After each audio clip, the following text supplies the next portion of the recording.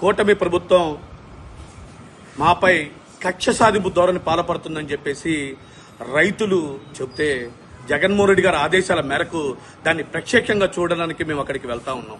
మేము అక్కడికి వెళ్తే వాడి బండారం ఎక్కడ బయటపడుతుందేమో అని మమ్మల్ని వెళ్ళనీయకుండా అడ్డుకున్నారు.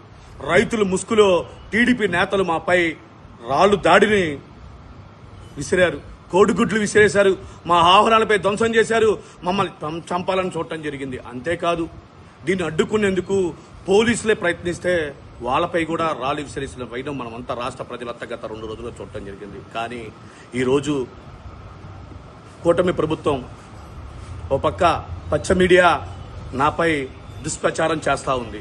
ఏమని? పానగంటి చైతన్య ఒక రౌడీ షీటర్ అని చెప్పేసి 2 రోజులుగా వార్తల్లో వస్తున్న విషయం చెప్తున్నా. అయ్యా, ఈ కూటమి నాయకులకి ఆ పచ్చ మీడియాకి నేను ఒకటే చెప్తా ఉన్నా, నేను రౌడీ షీటర్ని కాదు. ఒక విద్యార్థి నాయకుడిగా విద్యా హక్కుల సమస్యలపై నేను నిరంతరం పోరాటం చేస్తా ఉంటా. నా పైన ఎటువంటి క్రిమినల్ కేసులు లేవు. కానీ 2 రోజులుగా ఈ పచ్చ మీడియా నాపై రౌడీ షీటర్ అని చెప్పేసి పదే చూస్తా ఉన్నారు. నన్ను అణిచివేయాలని చూస్తా ఉన్నారు.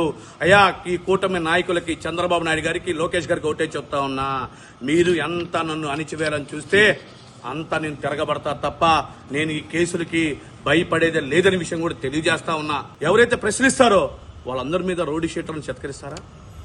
అంటే ఒక 6 వయసుడైన నేను ఒక చులకన భావన మీకు నా మీద? నేనేం చేయలేను అనుకుంటున్నారా? ఈరోజు వైఎస్ఆర్ కాంగ్రెస్ పార్టీలో సుమారు 15 సంవత్సరాలుగా ఇదే పార్టీలో ఒక నగర అధ్యక్షుడిగా, జిల్లా అధ్యక్షుడిగా, రాష్ట్ర అధ్యక్షుడిగా జగన్మోహన్ రెడ్డి గారి నాయకత్వంలో నేను పనిచేస్తా ఉన్నాను. విద్యార్థి సమస్యల పట్ల నేను పోరాటం చేస్తానే ఉన్నాను.